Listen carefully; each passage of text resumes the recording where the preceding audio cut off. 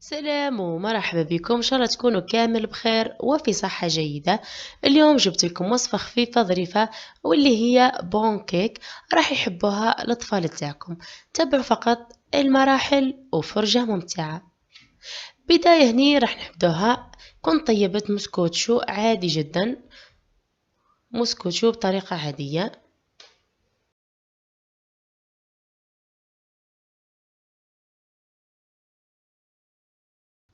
راح نشد النصف تاع المسكوتش هذيك، بما اني مش راح ندير كميه قليله.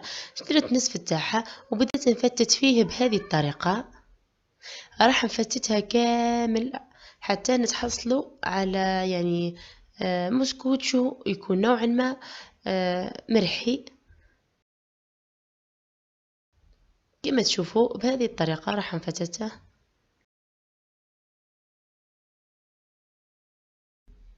هني كما تشوفوا بعد ما فتته بهذه الطريقه راح نجيب كميه من الكاوكاو.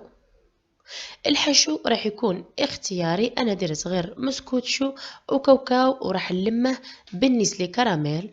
انتي راح يكون الاختيار ليك، يعني قادرة ديري بسكوية عادي اللي يشرى من السوق وترحيه في الروبو او تفتتيه بيديك فقط، تفتيف يكون صغير، وتضيفي عليه الكاوكاو وتلمديه بالنسلي او بالشوكولا. كما قادرة ديري مسكوتشو، ديري 3 كيلات من المسكوتشي هذه وديري عليها كيلة من الكاوكاو أو كيلة من القفريط، راح يجيك ثانا بنة رائعة. كما قادرة ديري كما قلت لكم تشري بسكوية عادي، أطحنيه وضيفي له الكاوكاو ولمديه بالنسلي كراميل. كما قادرة تضيفي القفرات، تضيفي الشامية وتلمدي بشوكولاتة الطلي. هذه شيء راجع ليك، انا درت حاجة خفيفة فقط. كنت طيبت مسكوتشو كما شفتوا وفتتتها، درت لها كمية من الكاوكاو وبديت نلمفاها بالنسلي كراميل. راح نبقى نلمفاها بهذه الطريقة، يعني اللم، يعني كما نقولوا نصب النسلي ونبدأ نلم بهذه الطريقة حتى نتحصل على قوام يكون كما راكم تشوفوا فيه. نقدر نشكله، ما تخلوش ينشف ياسر لأن راح يزيد ينشف، يعني خلوه شوية طري. مع يزيد يتكوري راح ينشف في بعضه بهذه الطريقة. يعني تكون عندك بسهولة راح تشكله إلى كرة ما يتفتتش.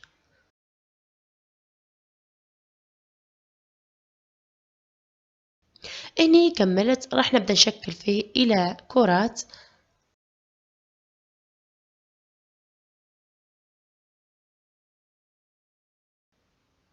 إذا كان عندك مول تاع سيليكون كما نقولوا راح يخفف شوية عليك الجهد، قادر ديري فيه مول سيليكون عادي.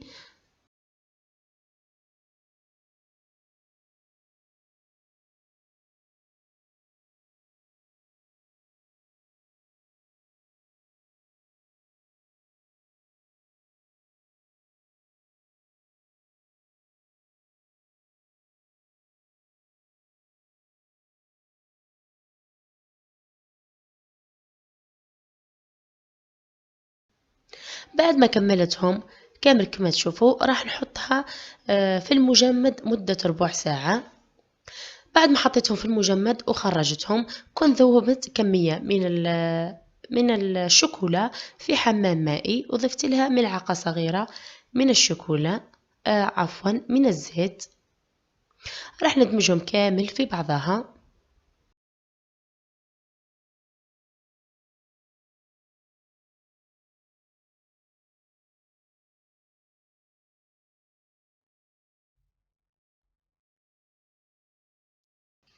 هني كنت جبت أعواد بهذه الطريقة، أنا استعملت الأعواد تاع الشواء كما تشوفوا. كما قادرة ديري الأعواد تروحي اللي يبيع في دوزان تاع الحلويات تشريهم يبيع فيها أعواد على شكل كما نقولوا كانت تاع حلوة المصاصة أو أعواد أخرى تكون رقيقة.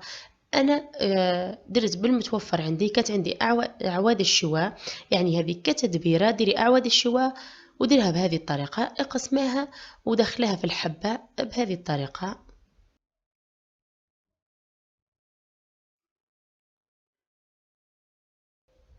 راح نجيب هذاك العود وندخله في الشوكولاتة وبعدين نحطها في الحبة. راح تتشكل عندنا حبات كأنها حبة كما نقولوا حلوة مصاصة المعروف عندنا.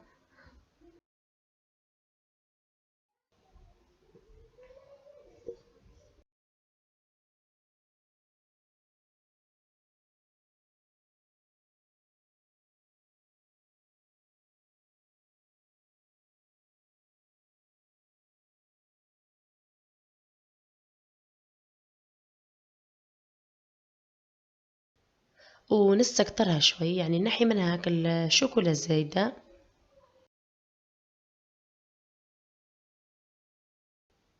وكنت رشيت عليها هذه الحلوى. للأمانة الحلوى هذه ما عجبتني، جتني كبيرة بزايد، يعني ما حبتش تلصق في الحبات.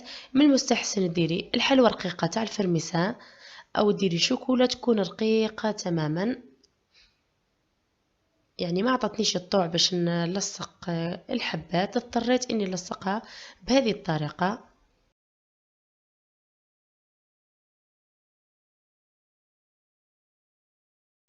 لكن انا اعطيتكم الفكرة وانتم ديروها بطريقة مغايرة، يعني في التزيين.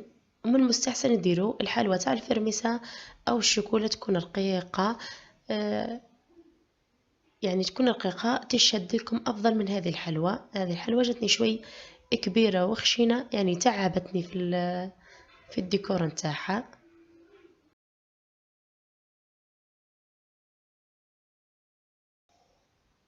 نصيحة فقط، مش ما تديروهاش كما درتها أنا، راح تتعبكم.